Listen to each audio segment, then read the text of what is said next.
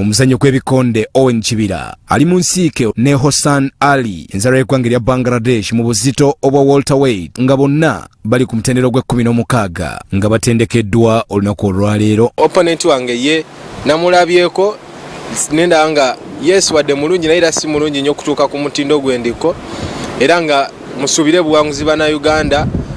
era nga omudali gw'onkomawo nagwewaka layini gye ndimu sigitidde ne wanaaba mwansi kyo wansi kinze kyemanyi ndio champion. Manyi nti ngenda kola ekisinga ngenda kola bulungi nnyo era encha mbukinga omudali ngenda gwambala just mbere nga nsigaze ekintu kimu kusigako kalangi kike nkomawo nakewaka era tusaba mwongerere ddala okutusabira tukyaliko ku tiimu tugenda kola ekisinga kye abantu abalala bonna kye basuubira. Omuvuzi w'eggaali Rachel Nanyanzi naye asuze bulindaala okuvuga olunaku olw'enkya wenkoledde emboozi eno ng'emizannyo okuli tennis, badminton, omuzannyo gw'okubaka n'emisinde egimu gitandise